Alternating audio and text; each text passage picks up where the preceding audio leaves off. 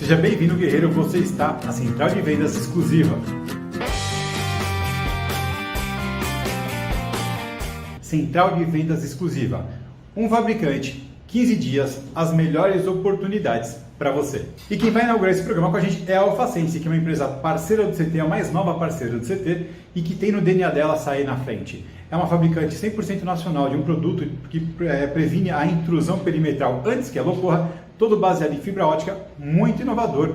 Você vai conhecer melhor esse produto. Clicando aqui embaixo tem uma playlist de todos os vídeos que nós já temos no nosso canal do YouTube. E por ser uma fabricante nacional, você não tem que se preocupar com variação cambial, com importação ou mesmo com suporte técnico lá fora. Tá tudo dentro de casa. É isso mesmo, Silvano. O Fancilight, em termos de tecnologia, ele está 10 anos à frente do mercado. Ele, de forma simples e rápida, transforma qualquer perímetro numa barreira de alta segurança. Em campo, a nossa solução, ela não queima, ela é imune a raios, ela é imune a maresias, não dá falso positivo, não queima e dura mais de 25 anos. Agora, se você quer aumentar a sua margem de lucro e reduzir o custo do seu cliente, se você está cansado de vender commodity e brigar lá na ponta pelo menor preço, venha ser um parceiro Alfacense, venha para a Central de Vendas.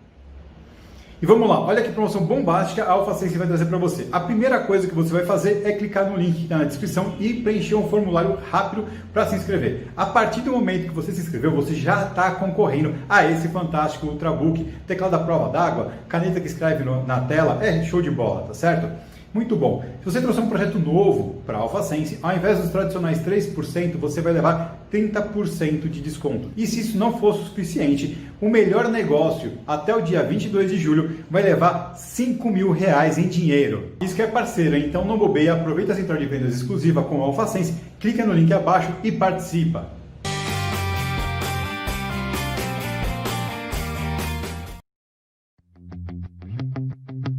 Boa tarde, Silvano, Percival, João e aos amigos que estão assistindo Arquitetura na Segurança. Sabe que o nome desse programa me faz lembrar da minha formação, sou engenheiro civil, e o meu trabalho de conclusão de curso foi sobre a junção das empresas de construção com as empresas de segurança, para a gente fazer a coisa certa desde o lançamento do empreendimento. Bons tempos, hein? Valeu, abraço!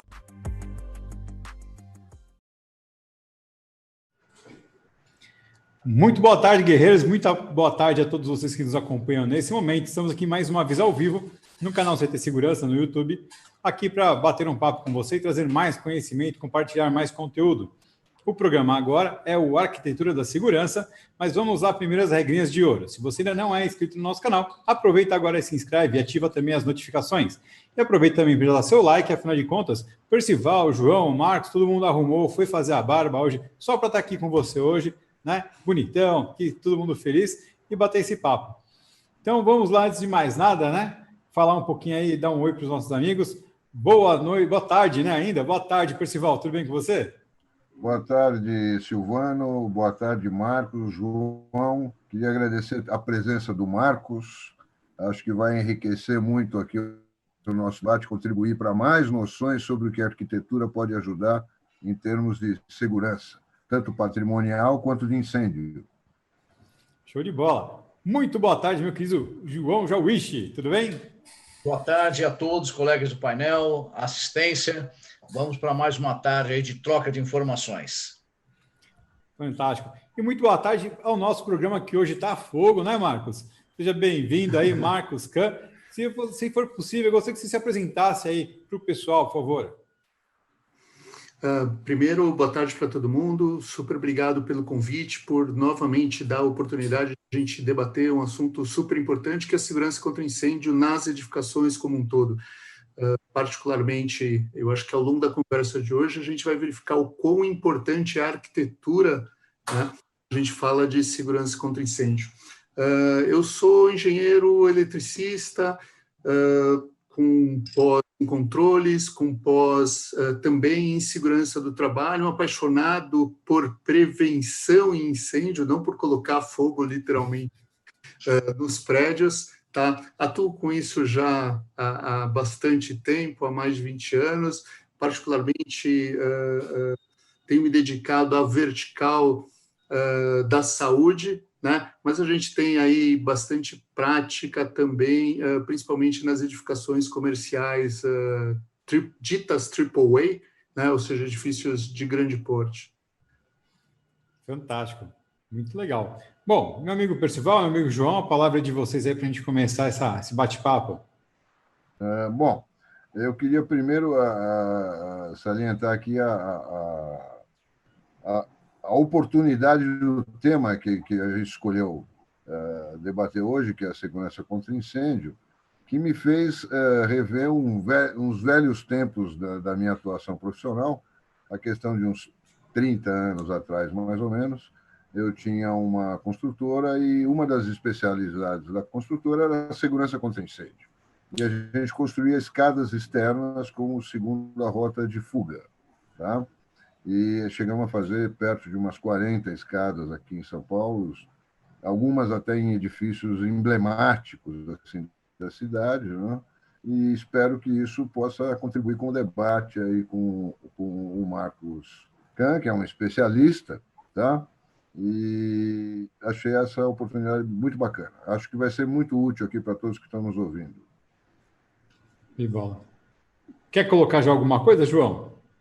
Sim, gostaria de, antes de colocar uma pergunta que eu acredito importante, ressaltar para os nossos colegas que estão nos ouvindo, estão participando conosco, de um ato que a gente estava conversando anteriormente, que estamos agora começando a falar para arquitetos e engenheiros que trabalham nessa área da importância da integração dos conceitos de engenharia, de arquitetura e também da segurança patrimonial no quesito entre uma delas de incêndio, que é algo que já podemos ver pela mídia fora de muitos e muitos anos de exemplo, que mata sem dó, é traumático, deixa marcas que são passadas de geração em geração. E o que eu queria ressaltar é da necessidade, se nós pudéssemos começar a construir situações que a gente pudesse falar com as crianças, a partir da sua tenra idade, desde o maternal ou do jardim, de pequenos ensaios, pequenas brincadeiras que existem para poder, de forma lúdica, começar a criar essa cultura da prevenção. Se não em tudo, mas pelo menos na questão do incêndio, pelo menos na questão dos primeiros socorros, coisas que vão criando uma nova geração preventiva, uma geração prevencionista.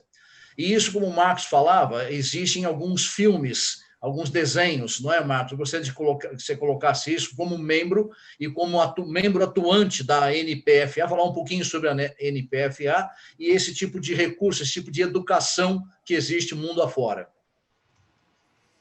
Então, concordo contigo, Joichi, que quanto antes a gente começa a cultura prevencionista, né, a gente está passando aí para os nossos filhos, para os nossos companheiros e companheiras em casa, a gente está justamente formando, né, essa conscientização de coisas simples como dispor o talher, né, no secador, agora que está todo mundo, né, trabalhando, né, a dupla jornada em casa, ou numa máquina de lavar, colocar a faca orientada para baixo, né? Da mesma maneira, a gente pode ensinar os filhos com coisas simples, lúdicas, né? Não só tirando proveito aí desses grandes recursos que você colocou bem, que são, por exemplo, as publicações e os filmes da NFPA, né? Mas praticando um pouco disso em casa, ou não só em casa, mas orientando, por exemplo, como se comportar em determinadas situações. Quando você chega num shopping center, coisa que a gente não faz há um tempo, né? Mas mostrando onde estão as saídas de emergência, ou como a gente combinar pontos de encontro, né? Para a gente poder se encontrar se eventualmente se perder, quer seja numa situação normal, quer seja numa emergência de incêndio, né? O como escolher os lugares para ir numa sessão de cinema ou de teatro, sentar orientado para a saída de emergência. Antes de sentar, verificar se a saída de emergência está efetivamente destrancada, como obviamente deveria estar, né? Então, tem uma dúzia de coisas que você pratica com as crianças, ou com a esposa, né, ou com o namorado, com a namorada, que podem justamente fazer com que essa percepção de prevencionismo acabe incutida justamente no dia a dia, né? Eu, particularmente, já trabalhei com os meus filhos nesse sentido. Então, eles sabem quais os números para ligar no caso de emergência, né? Por que ligar 190? Qual a diferença de ligar 193 para o Corpo de Bombeiros? Ou ligar 192 para o SAMU? Ou qual é o telefone, né, que a gente tem que deixar marcado na porta da geladeira para quem está em casa, às vezes, tomando conta das crianças, por exemplo, poder ligar no caso de emergência? Então, a gente sabe disso. Mas e a babá que está em casa, eventualmente, ou a sogra, ou a tia que está em casa tomando conta? De repente, ela não sabe, e ela está cuidando do nosso maior bem, certo? Que são justamente as crianças. Então, todo esse tipo de coisa, eu acho extremamente válido praticar, por menor que seja essa prática, a gente com certeza vai contribuir para formar, né, indivíduos prevencionistas, e a gente vai estar, sim, colocando a nossa família em segurança. Agora, como recurso, eu acho a fonte excepcional, ou seja, pegar os filminhos da NFPA, ou os diversos livros de colorir que são baixados gratuitamente, ou o plano de escape, né? E, inclusive, a gente já tem atores brasileiros desse mercado, né? Particularmente, por exemplo, uma engenheira aí de segurança contra incêndio, que traduziu isso, disponibilizou isso no site da empresa dela, no site, em diversos outros locais, né?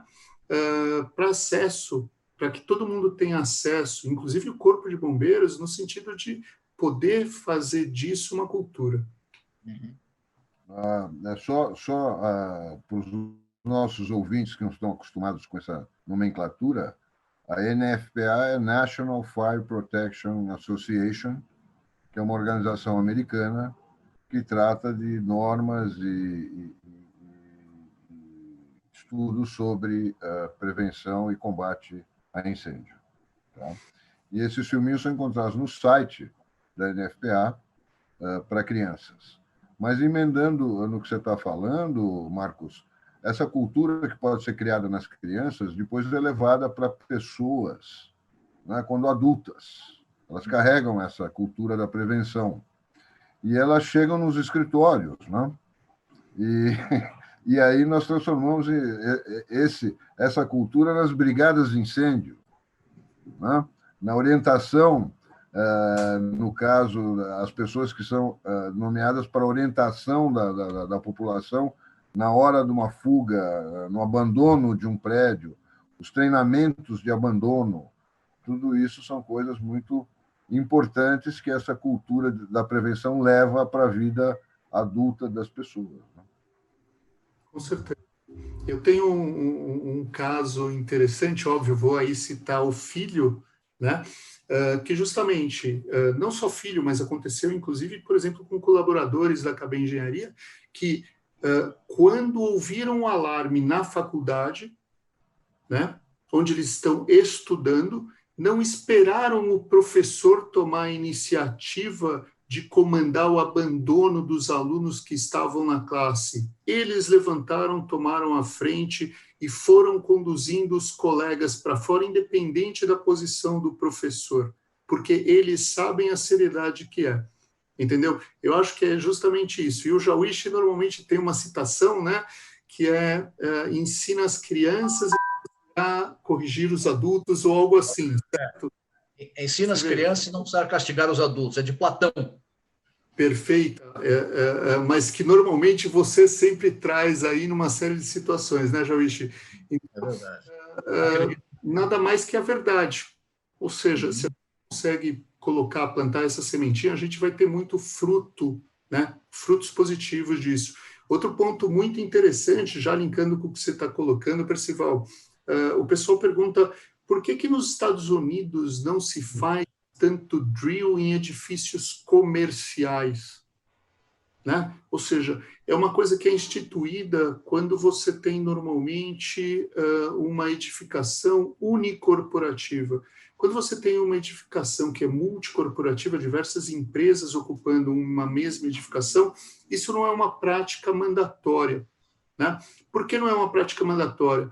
Porque desde da pré-escola até o último ano da faculdade ou da pós-graduação e etc., todo mundo faz isso. Portanto, todos, quando chegam à idade adulta ou estão efetivamente trabalhando, sabem o que fazer e o como fazer. Então, você não precisa repetir isso toda vez, 2 vezes por ano no seu prédio comercial, né? Porque eles sabem da seriedade que é. A questão da cultura, né? O desenvolvimento da cultura da prevenção. E você sabe, a prevenção contra incêndio diretamente salva vidas, né? Não tem na veia isso. Né? Olha, eu nasci, cresci escoteiro, né? Então, para mim, falar disso aí é a coisa mais Normal. sensata, né? Mais normal e sensata que a gente pode ter. A gente passou já por várias situações. Passei por uma situação muito normal, onde a gente estava numa festa junina grande, numa quadra fechada, um bujão de gás começou a vazar gás e todas as pessoas correram em direção ao gás, né?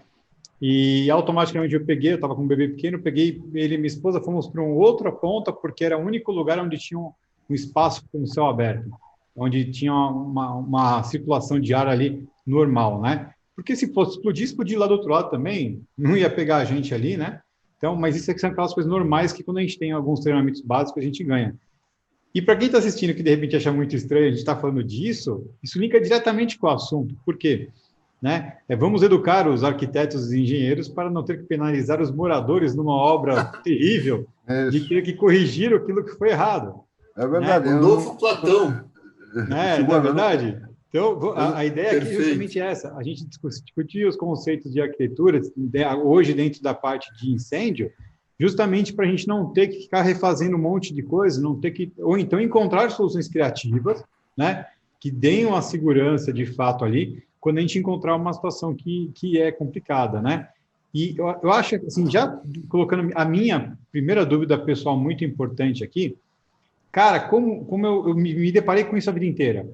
Automação ou controle de acesso em escadas de incêndio, né? Tem lei vigente sobre isso, não tem lei vigente, o que pode, o que não pode, porque eu peguei situações onde, por exemplo, o andar inteiro era de uma empresa, eles usavam o corredor da área dos elevadores de serviço, né, como um corredor interno, basicamente, né? E eles queriam travar a porta de incêndio porque eles não queriam que qualquer um passasse, descesse e entrasse ali. Né? Silvano, linkando com a live a passada sobre acessos automatizados, nós discutimos isso com o fabricante das portas automáticas e ele disse que nos Estados Unidos 50% das portas de incêndio, para incêndio, eram pivotantes e 50% eram deslizantes. Tá? Talvez o Marcos até possa enriquecer esse argumento, mas a gente estava argumentando com ele que a gente achava que a porta pivotante ela abre no sentido do fluxo, de fuga. Né? Então, mas isso é quando você tem, por exemplo, na saída para a rua. Isso, agora, exatamente. Mas as internas também. Até falando, por exemplo, da sua especialidade das escadas, né? Imagina que eu tenho aquela escada que tem todo o fluxo de descida normal, mas que a cada andar ela tem uma porta corta-fogo para quem quiser ir para aquele andar, né? Eu posso colocar uma segurança eletrônica ali, um controle de acesso? O que eu posso fazer de fato para a gente poder começar a orientar legal as pessoas? O que eu colocava na época eram alarmes, né, de abertura, tá, de gap, de abertura dessas portas, monitorados por uma central. E as escadas não eram feitas ou não são feitas para circulação normal do prédio, tá certo? Essas eram escadas de emergência mesmo, para serem usadas em emergência, tá? Mas tem uma série de restrições quanto a você manter essas portas trancadas ou não, tá? o Corpo de Bombeiros normatiza isso, e acho que quem pode falar mais atualizadamente sobre esse assunto é o próprio Marcos, de quais são as restrições para manter uma porta dessa trancada, pelo menos pelo lado de fora, né? E com a possibilidade de saída imediata pelo lado de dentro, né? Então, essa é uma questão recorrente, né? Eu acho que tua dúvida, com certeza, passa aí no dia a dia de todo profissional de segurança patrimonial, como passa também no dia a dia de qualquer profissional aí de segurança contra incêndio. A gente já se debruçou, né, sobre esse assunto diversas vezes. Tenho certeza que o Jauiche aí lembra de diversas oportunidades que a gente teve de se manifestar com relação a isso. De uma maneira geral, a gente pode colocar que, assim, sempre segurança à vida tem prioridade à segurança patrimonial, tá? A gente tem, desde legislação federal a, fundamentalmente, legislação estadual e os diversos códigos de segurança contra incêndio dos estados, falando que a saída ou a rota de evasão tem que ficar livre dioturnamente. Portanto, em estando a edificação ocupada ou não, a saída no sentido da pessoa que está dentro da edificação a alcançar a caixa de escadas ou um lugar seguro tem que estar liberada. Até um determinado tempo atrás, não existia legislação específica sobre a utilização de delay, né? Ou seja, de temporização, para eu poder abrir a porta, né?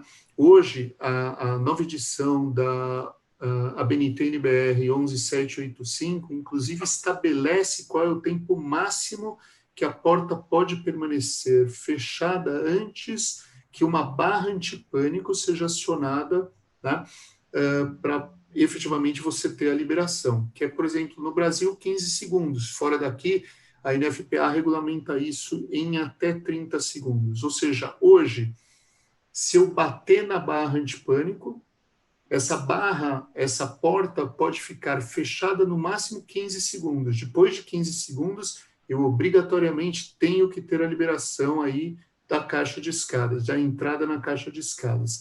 Esses 15 segundos são o tempo que a gente tem, do ponto de vista de segurança patrimonial, para colocar uma câmera focada ali, para despachar, de repente, um segurança, né, acionando ele para que ele possa se posicionar rapidamente e intervir no sentido de descobrir quem está entrando, por exemplo, na caixa de escadas, né, e, eventualmente, ir atrás dessa pessoa que entrou na caixa de escadas por qualquer razão, se isso não era exatamente o permitido ou apropriado para a situação. Mas pode-se colocar, sim, controle de acesso, principalmente quando a gente está falando do sentido inverso, ou seja, eu estou na caixa de escadas e quero entrar, né, no pavimento. Portanto, no sentido contrário à evasão, eu posso ter o controle de acesso, desde que a reentrada em caso de incêndio também seja permitida. E como funciona isso? Por exemplo, no caso de uma emergência de incêndio, o sistema de detecção e alarme, ou o sistema de botoeiras, se for o caso de só ter botoeira de alarme, ou o sistema de sprinkler, todos eles desabilitam o controle de acesso e as portas ficam liberadas.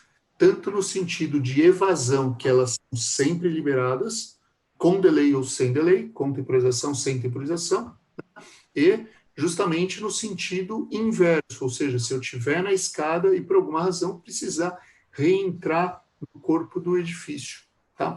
Aí vale a pena também lembrar de mais uma coisa.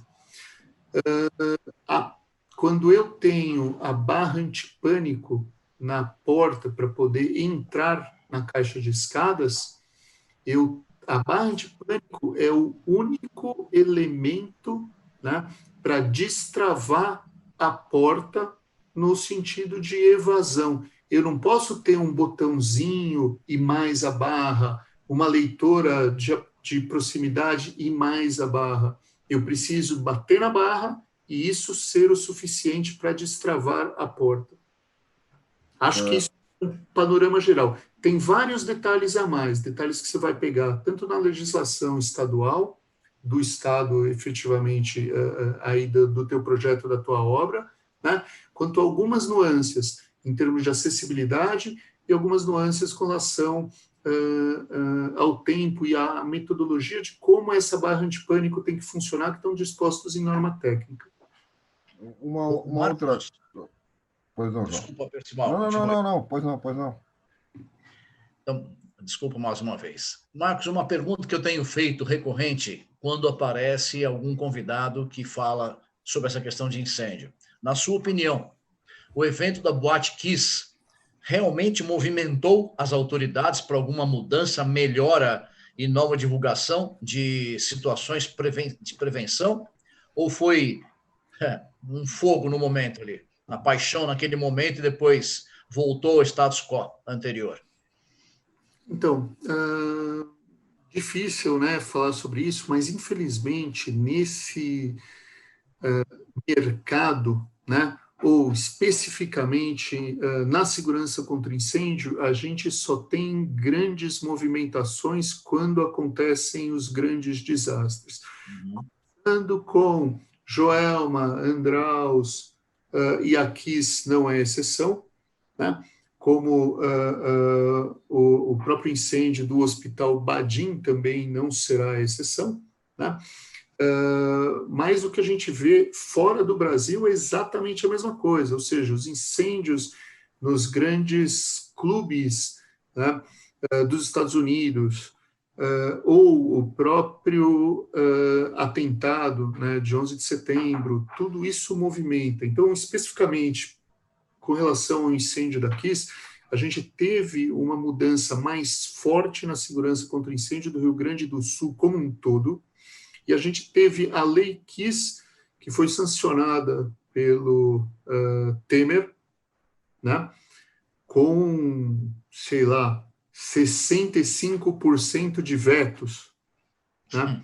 Assim, se a gente, no meu entendimento, né, ou seja, é algo bem particular, houve sim uma movimentação e houve sim um avanço, principalmente no Rio Grande do Sul. Do ponto de vista, eu diria que mais macro, mais Brasil, né, a Lei Temer ela traz uma grande responsabilização do gestor público com relação à segurança contra incêndio. Isso sim é um avanço. Do gestor privado, né, ou do proprietário do imóvel, a Lei Kiss não vai mudar muita coisa. Mas do ponto de vista público, sim. Outra coisa é a quebra de paradigma, é a primeira vez que um bombeiro é levado a juízo em função de tudo que aconteceu.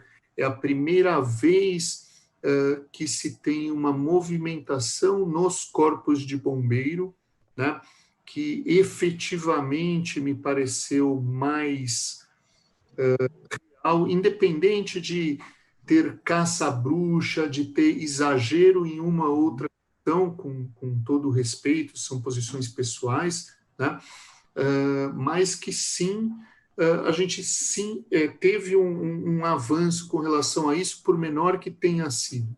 Tá? Claro, o incêndio dessa proporção, com a morte de mais de 240 crianças, né, jovens, deveria ter tido uma repercussão do ponto de vista de legislação maior, do meu ponto de vista, sim, com certeza, mas não deixa de ter sido alguma coisa. Silvano, aproveitar aqui a presença do nosso convidado Marcos, e quando a gente instalava essas escadas externas de fuga nos prédios, né, geralmente prédios altos, e geralmente prédios comerciais, né, a gente levava em consideração uma série de itens arquitetônicos que influenciavam na possibilidade de fuga por essa escada, tá certo? E existem alguns itens que incomodam muito os arquitetos na hora do projeto, tá?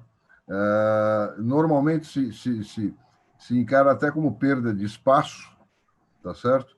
E em alguns locais é usado como depósito de lixo, que são as anticâmeras, por exemplo. Né? Então, qual a função de uma anticâmera na rota de fuga para uma escada de fuga? Qual a função dessa anticâmera? Para que ela serve? Eu diria que você tem algumas funções, né? Mas a função principal da anticâmera é tentar deter a penetração da fumaça no espaço seguro que seria a caixa de escadas, tá? E acho que nesse momento aí a gente tem ainda 2, 3 pontos que vale a pena a gente falar, Percival. Primeiro, né, que hoje está em curso a alteração da norma brasileira que trata exatamente desse assunto, das rotas de fuga, e muito do que a gente conhece com relação à parte de escadas e saídas de emergência vai ser drasticamente alterado. Tá? Então, na época, a gente chegou, inclusive, a pressurizar a escada. Então, para justamente criar a pressão positiva que impede a entrada da fumaça. Né? Então, mas a anticâmara é fundamental para isso. Né? É fundamental. Ela é fundamental, inclusive, não só no caso das escadas enclausuradas sem pressurização, né, mas também no caso das pressurizadas, para você ter um escape apropriado. Fora isso, ainda mais nessa outra área, nessa outra vertical que a gente atua mais fortemente, ela é fundamental. Por quê? Porque a própria anticâmara ela faz uma amortização da pressão positiva que você coloca na caixa de escadas. Então, se você tem um determinado diferencial na caixa de escadas e, eventualmente, esse diferencial de pressão é muito, talvez, difícil, né, para você conseguir abrir a porta corta-fogo, quando você está falando de pessoas que têm mobilidade reduzida por estarem num hospital... existe um equilíbrio nisso. A força exigida no caso de você ter uma anticâmera é menor tanto na primeira porta quanto na segunda porta. Justo. Então, ainda mais no caso da vertical de hospitais, a anticâmera tem um papel muito relevante. Tá? Então, a anticâmera é importante, tanto que o Corpo de Bombeiros hoje pede, a partir de um determinado nível ascendente ou descendente, que exista sim as anticâmeras, independente disso. Agora, o Código de Obras anterior computava esta área de caixa de escadas. O código atual, até onde eu sei, já não computa essa área. Portanto, é pesado no bolso da construtora, entre aspas, né, se ter anticâmara. Não é uma perda de espaço, é um ganho de segurança. Então, isso tem a ver com a outra live que nós tivemos, Silvano, sobre o enclausuramento, né? Então, que é um lugar fechado com 2 portas. Né? A anticâmera, neste caso, ela faz isso, ela permite a passagem de um estado para outro estado. Né? Eu posso monitorar o pressurizador de escada? Por que eu estou perguntando com isso? Certeza. Eu trabalhei bastante tempo com automação predial. Eu sempre achei que era uma perda de tempo ter que mandar alguém para fazer teste em pressurizador de escada, sendo que a gente pode ter recursos eletrônicos para fazer isso. A gente consegue ligar ele, desligar ele, fazer isso agendado e até com um sensor, que eles chamam de sensor de Piton, né? Aquele sensor que mede pressão atmosférica, ter certeza se ele está lançando a quantidade de ar necessário para fazer o trabalho dele, né? Não necessariamente existe um teste que você tem que ir andar por andar para ver se a vazão no andar está correta. Mas para validar o equipamento, né, se ele está funcionando, tem recursos eletrônicos para fazer tudo isso hoje. Eu posso fazer isso tudo porque eu me deparei numa situação onde falaram, não pode, porque só quem mexe nisso é o sistema de incêndio, não pode ter nada em paralelo, porque é o sistema de incêndio que comanda ele. E nesse caso, para fazer esse sensoriamento, óbvio, eu teria um comando em paralelo, né? Para fazer o acionamento dele e tudo mais. Isso é possível? Eu posso ordenar esse tipo de situação ou não pode?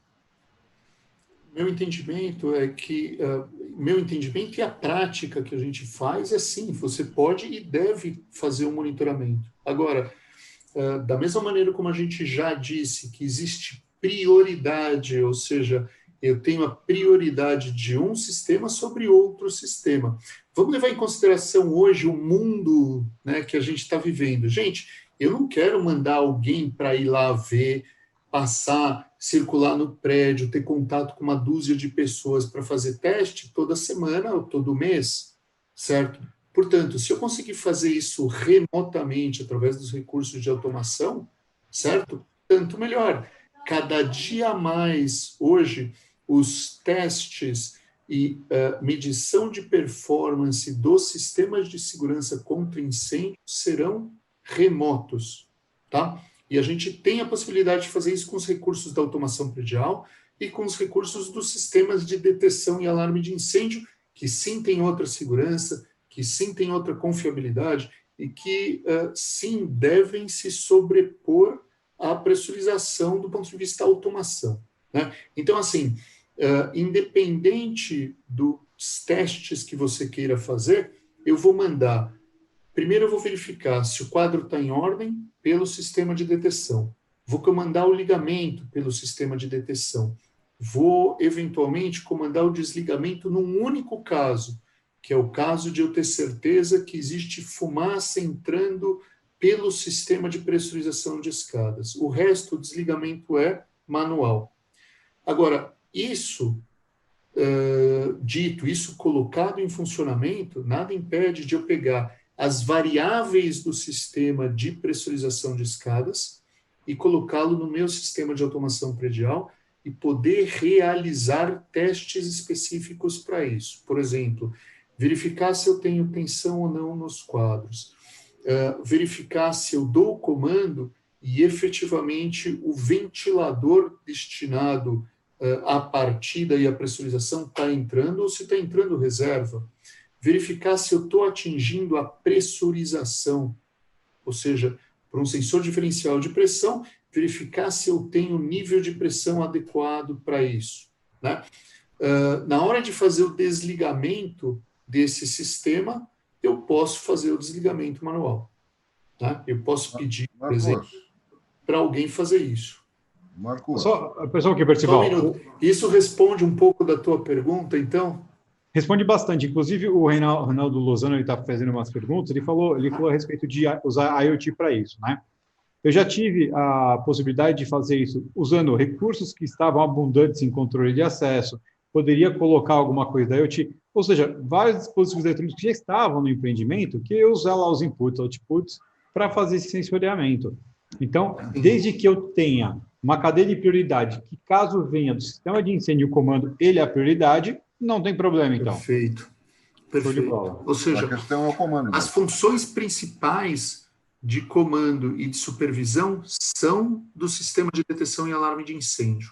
Agora, as outras funções, que é, por exemplo, esse monitoramento, o teste, podem estar relegados ao sistema de automação predial, para um operador verificar que de tempos em tempos existe este teste. Agora, vamos lá, dividir só isso. Existem testes que podem ser feitos remotamente, e esses testes que não, de performance, que você vai ver isso em campo, você vai fazer uma frequência. E, de tempos em tempos, você vai em campo verificar se tudo efetivamente está funcionando. Se todos os dampers estão agindo corretamente, se a tua motorização está em ordem, se a tua sala está limpa, se os teus filtros estão em ordem, independente dos testes eletrônicos somente. Tá? Ou seja, periodicidade, outra periodicidade.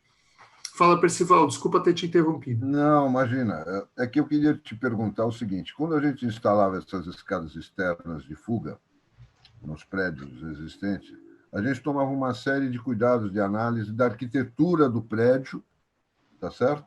Para saber o melhor posicionamento possível para aquela escada, para que garantisse a fuga, né? Garantisse a fuga segura, tá certo? E para que a própria escada não fosse envolvida no incêndio, tá certo? Que ela se constituísse realmente numa rota segura.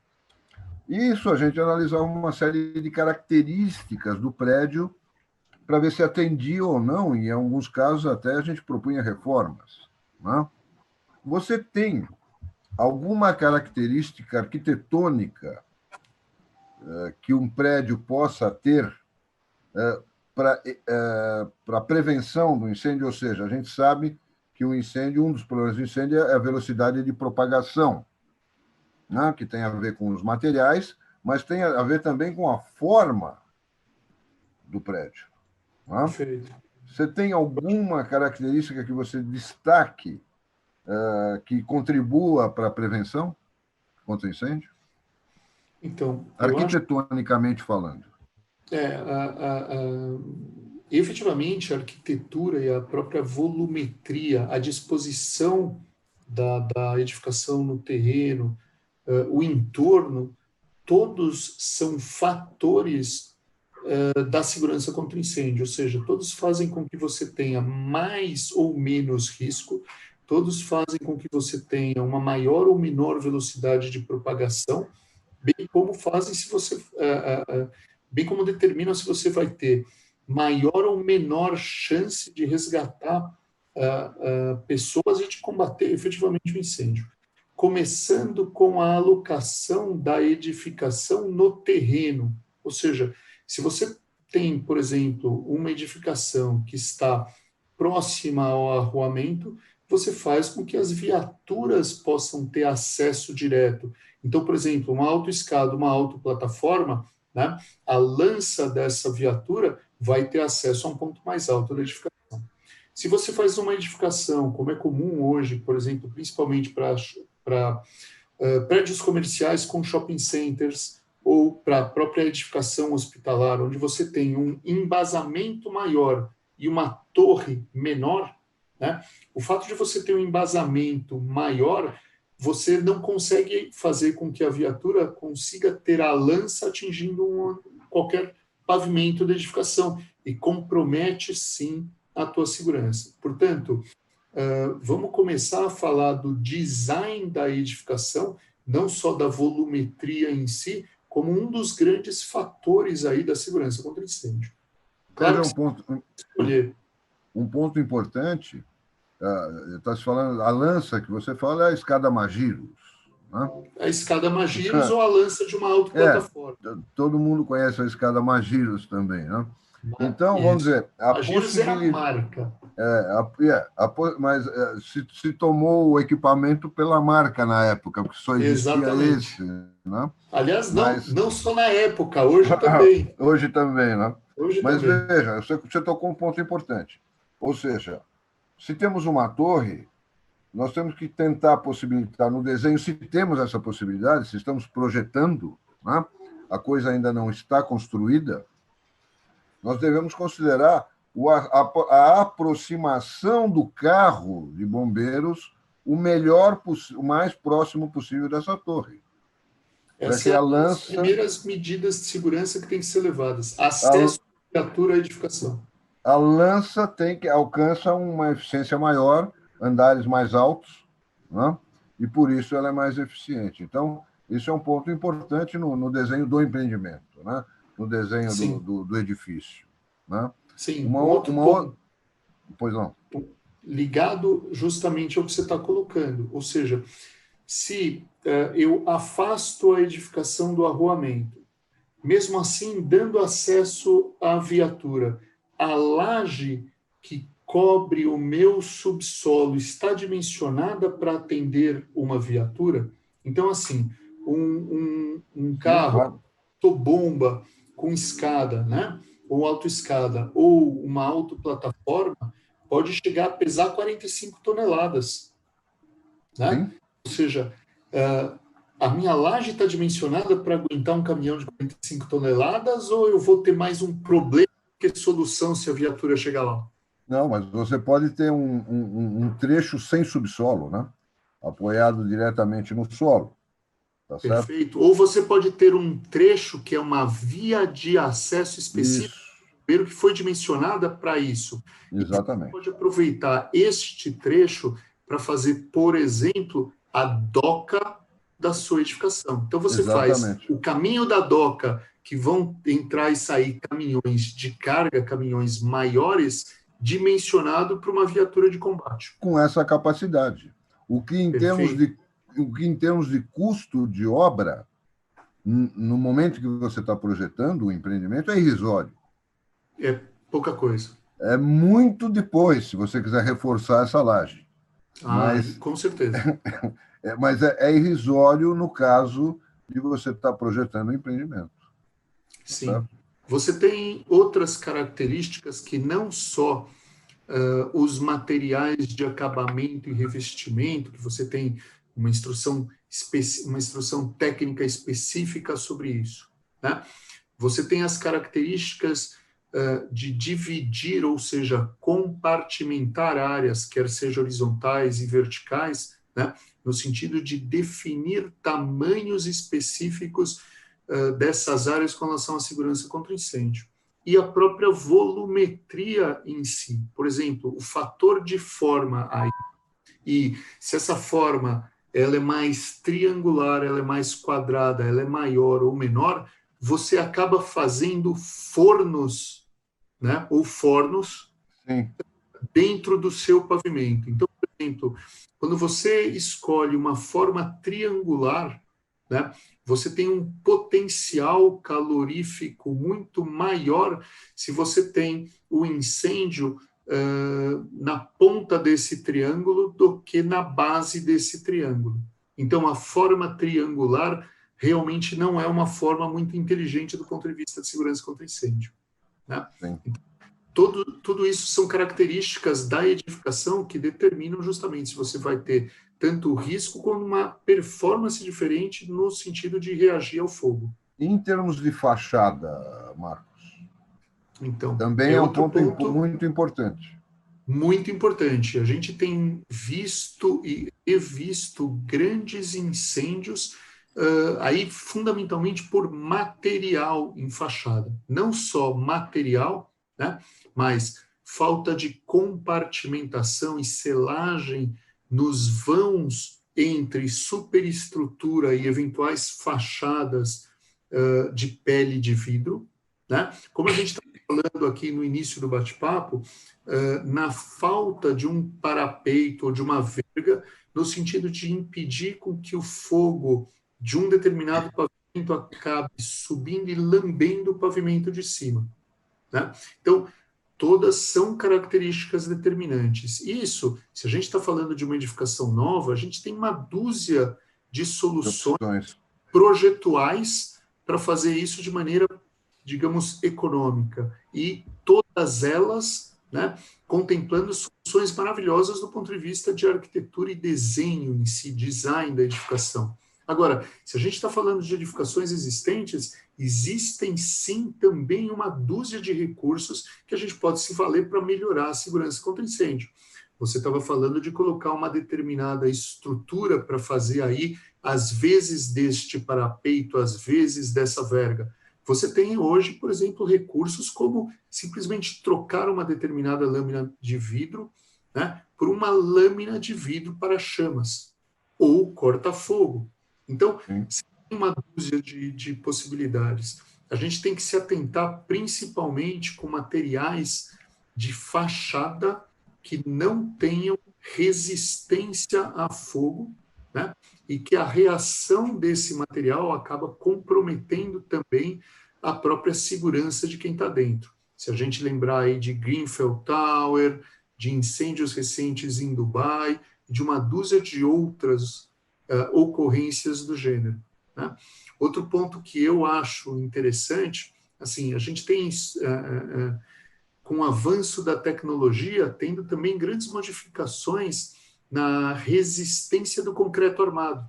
A gente tem concreto armado hoje, ou a gente tem a possibilidade de fazer lajes extremamente mais finas, né, e com uma dureza e com uma resistência muito maior. Do ponto de vista construtivo, operacional, todos esses materiais são lindos e maravilhosos, fantásticos, mas não necessariamente do ponto de vista de resistência ao fogo. Por exemplo, quando a gente tem uma laje de concreto armado, que tem aí seus 15 centímetros e uma determinada armadura de aço, né, e está exposta ao incêndio, a gente vai ter uma resistência durante um determinado tempo em função da performance, né? Em função de como essa laje vai suportar o aumento da temperatura e a dilatação. Se a gente reduz a espessura dessa laje usando, por exemplo, um FCK extremamente mais elevado, né, o comportamento vai ser completamente outro. A gente não vai ter condições de dissipar essa temperatura e essa laje super dura não vai ter a resistência de 15 minutos, às vezes. Nós chegamos a testar, na época, em conjunto com uma concreteira que havia aqui no Brasil, a Concretex, concretar lajes com um agregado isolante para testar a resistência dela ao fogo. Incêndio, ao fogo. Ou seja, a proteção da estrutura, na verdade. Né? Sim. Para que a estrutura não escoasse. Perfeito. Tá, então, o escoamento da estrutura também é outra questão muito complicada e que depois, no final, eu ia até te perguntar se alguma vez você chegou a estudar em profundidade o caso das Torres Gêmeas, né? Porque lá nos Estados Unidos, porque o escoamento daquela estrutura, para mim, foi eu fiquei 2 dias sem conseguir falar, assistindo aquela cena daquela estrutura escoando daquele tamanho, né? Eu já tinha jantado, inclusive, naquele restaurante lá em cima, e fiquei imaginando aquela estrutura inteira escoando de uma vez só, como se fosse água. Exatamente. Né? Como se fosse barro. Uhum. Certo? Um negócio impressionante. Né? Absolutamente então, impressionante. Portanto, todas essas características da edificação, quer seja no dimensionamento da superestrutura, quer seja nos materiais, na escolha, quer seja fachada, né? Todas essas características determinantes aí do incêndio, né? Ou seja, o comportamento da reação, da edificação, com relação ao incêndio, né? E o que vai acontecer com o pessoal que está dentro da edificação, não só do negócio, né? O Jauichi também tocou num ponto super interessante. Quando a gente fala no incêndio, a gente às vezes está preocupado com aquela perda direta, mas, como ele colocou, a perda indireta disso pode ser muito maior, né? Os efeitos sociais, a mudança da legislação. Uma das coisas que eu particularmente acho que vale a pena sempre a gente retomar é assim, o número ou a contagem de óbitos da KISS não parou lá em Santa Maria na data que o incêndio foi controlado. Esse número cresceu, só que isso não vem de jornal. Né? Ou seja, famílias e famílias continuaram a sofrer com isso. Você tem pessoas ainda se tratando com relação a isso, depressão, separações, suicídios. Então, aqui já tirou mais de 10 vidas depois que o incêndio foi controlado. Marcos, aquelas Só fazendo um comentário rápido, Percival, desculpa. Eu estive em Santa Maria recentemente, há pouco mais de um ano atrás, e, cara, é muito maluco, né, lidar com isso. E eu tive a oportunidade de conversar com pessoas, né, que lidaram diretamente com a situação. E realmente, muitos anos depois, as coisas continuam repercutindo, as coisas continuam acontecendo. E a sensação deles é que a coisa está igual antes, né? Não mudou muita coisa. Agora, inclusive dos bombeiros que atuam, que vê vidas sendo perdidas, ceifadas na frente, com o cheiro do queimado do corpo. A eles também, apesar de extremamente preparados, psicologicamente causam um impacto muito grande e permanente, né? João, eu estudei, por conta do escoteiro, tive que assistir os vídeos, né, do Andraus e do Andorinhas, né, sem cortes. Eu tinha, acho que 11 anos de idade na época, né, acho que é por isso que eu aprendi bem as coisas, eu tomo muito cuidado, eu estou bem esperto. Mas, realmente, essas coisas, elas têm, né, uma repercussão contínua durante muito tempo, né. A gente já está demorando para aprender, para evitar que isso aconteça de novo, né? Agora, o Sérgio ele fez uma pergunta, não é tanto o perfil, né? Não é não é algo voltado à arquitetura, talvez, ou à segurança eletrônica, mas acho que vale o comentário, né? Nosso tempo está meio que acabando por agora, mas vale o comentário, a respeito dos hidrantes que ficam na rua, que o pessoal, a prefeitura permite até que estacione na frente, né? Qual a legislação acerca disso? Porque isso é uma coisa que me deixa bastante, assim, encafifado, né? Porque a gente vê hidrante para os lugares, primeiro que eu tenho uma dúvida gigantesca se aqueles hidrantes são válidos ou não, se vai sair água dali ou não. Segundo, que muitas vezes eles estão em situações em que até para o bombeiro achar ia ser difícil, e principalmente ele conseguir usar, né? Ou ele tem autorização de aquele caminhão maravilhoso deles empurrando todos os carros para tirar da frente. Então, uma coisa é a realidade, outra coisa é o que a gente vê no cinema. Começa com a história dos chuveiros automáticos, porque toda hora que a gente fala de sprinklers, a gente tem que mostrar que o que a gente vê no cinema não é exatamente a realidade de como acontece. Hidrante urbano é outra dessas lendas também. Experimenta deixar o carro 5 minutos no Canadá, nos Estados Unidos, em frente a um hidrante urbano. Não precisa mais que 5 minutos. É cultural. Não vai achar mais o carro. Você não acha o carro. Desapareceu em menos de 5 minutos. Não vai achar mais o carro. Foi recolhido. Acabou. O carro foi recolhido. Simples assim. Então, existe e cada estado trata isso de maneiras independentes, tá? Existe uma manutenção em alguns dos estados da federação com relação aos hidrantes urbanos. Eu, particularmente, não sou expert nesse assunto, né? Mas existe sim manutenção, existe legislação específica tratando do assunto, né? Agora, o quão isso é efetivamente levado a sério ou não, né? A gente, infelizmente, acaba sabendo dos exemplos negativos. A gente não tem exatamente muitos exemplos positivos para tratar. Mas, Marcos, a gente teve a gente também poderia fazer uma analogia com os hidrantes dos prédios. Né? O sistema de hidrantes dos prédios, que muitas vezes também ninguém sabe se estão funcionando ou não. Eu acho que a analogia é válida, justamente no sentido de a gente nos projetos. Todo o sistema precisa de manutenção. Infelizmente, vários dos gestores, da mesma maneira como eles tratam os seus sistemas de segurança eletrônica, ou talvez até pior, né? Eles não querem, eles acham que o sistema não precisa de manutenção nunca, e aí negligenciam. Né?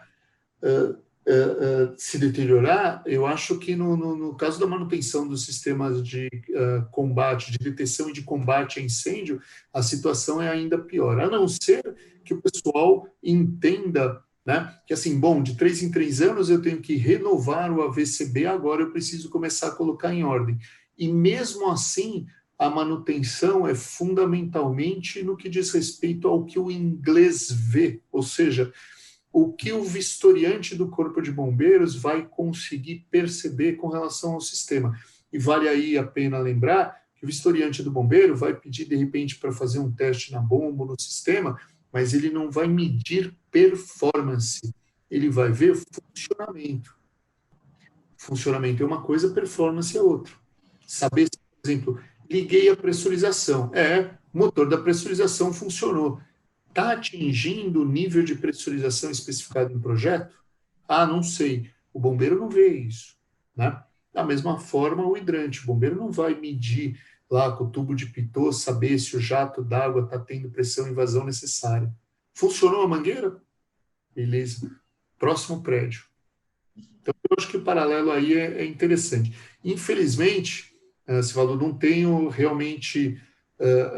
não é algo que eu tenha me aprofundado, tenho uma leitura básica sobre o assunto, eu acompanho básico do que a gente vê aí, de repente, em materiais dos bombeiros, em alguma publicação, alguma coisa mais, e eu só tenho exemplo negativo.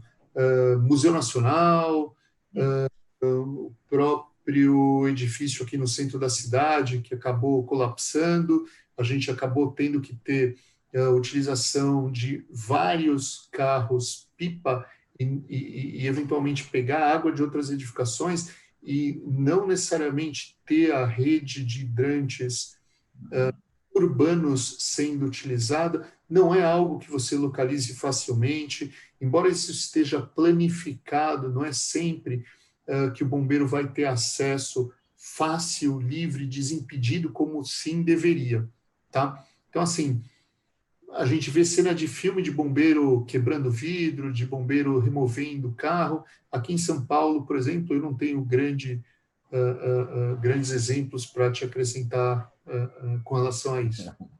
Tá certo. Então, eu recomendaria para os gestores, né, e que eles estivessem acima das especificações da lei. Certo? Sim. Acima do ADVB.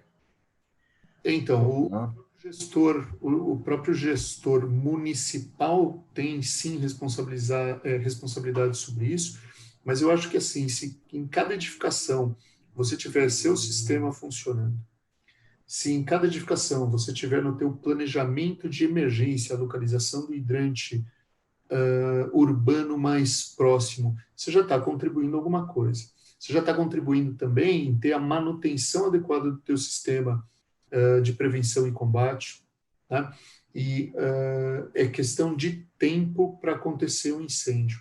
As estatísticas aqui mostram, sim, que a gente tem uma alta incidência de incêndio. A nossa sorte é que Deus é brasileiro.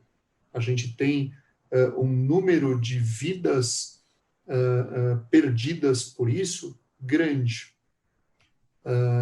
São mais de 1.260 óbitos relacionados a fogo e a fumaça, que é, obviamente, o principal inimigo aí. Mas, mesmo assim, ainda não é algo levado a sério como deveria. Senhores, como o Silvano já nos alertou do tempo, tem 2 temas que eu vejo interessante. Eu gostaria, então, de propor o seguinte. Se o Marcos concordaria daqui a 15 dias, se nós dessemos continuidade a esse tema, com a sua participação, Marcos, que tem 2 temas muito importantes que eu vejo como relevantes a perguntas que já foram feitas.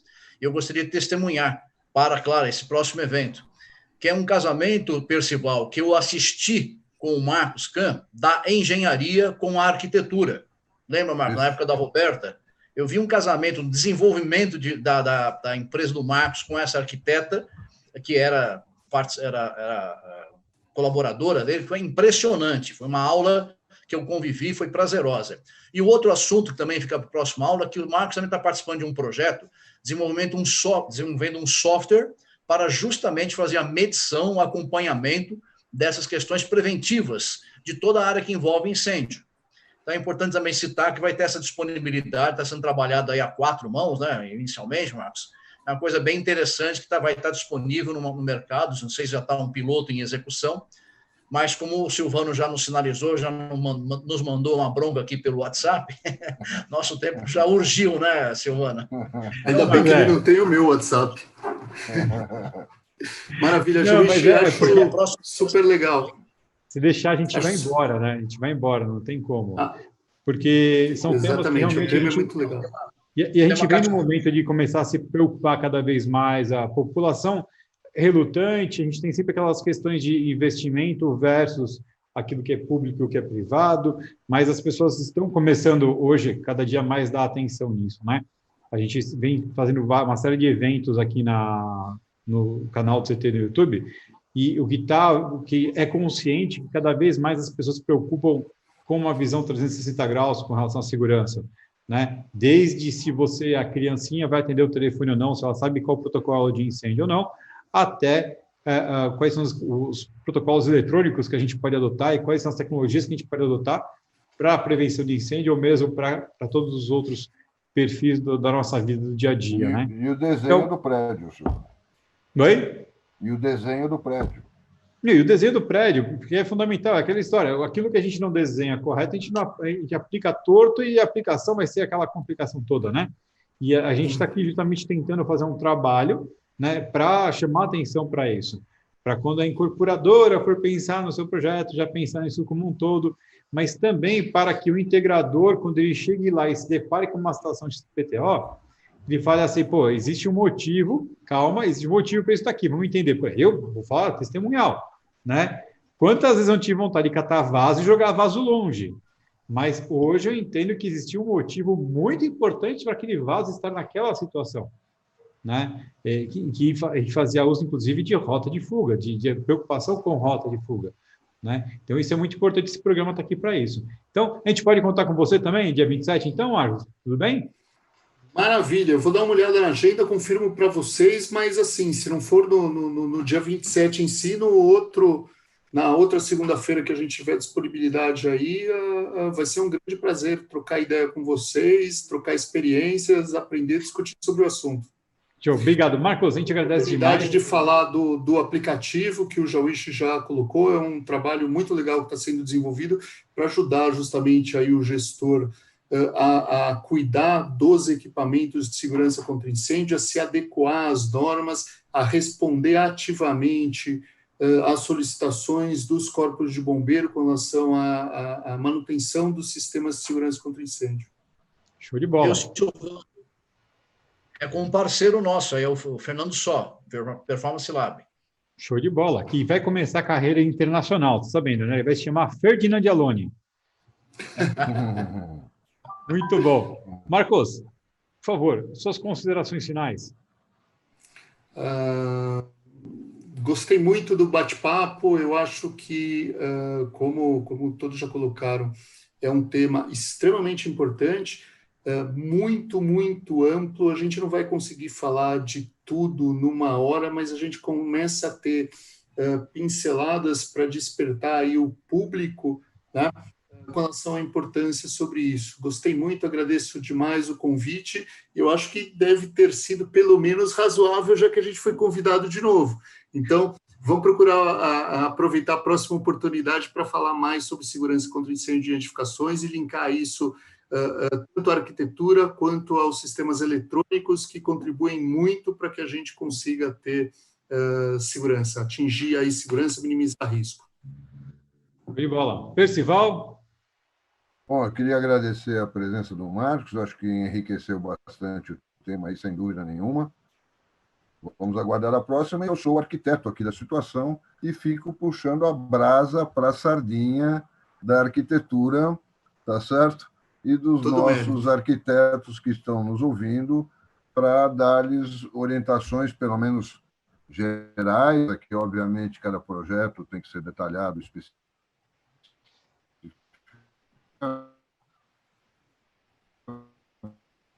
Está dando uma bugada aí, Percival. Mas conceito geral. Incêndio, tá bom? Perfeito. Muito obrigado. Okay. Obrigado a você. João, a voz. Um abraço. Agradecer a presença de todos que nos acompanharam até agora.